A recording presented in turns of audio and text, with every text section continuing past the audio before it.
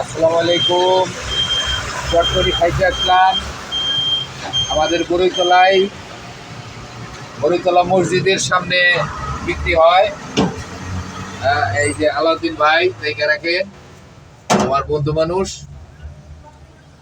আজকে তার কাছে চটপটি খাবো, দেখি কেমন হয় চটপটি। বলতে বলতে সে চটপটি বানানো শুরু করলো এবং আমি তার গাড়ি দেখানো শুরু করলাম এবং দেখাইতে দেখাইতে তার চটপটি বানানো এক হিসেবে হয়ে গেছে।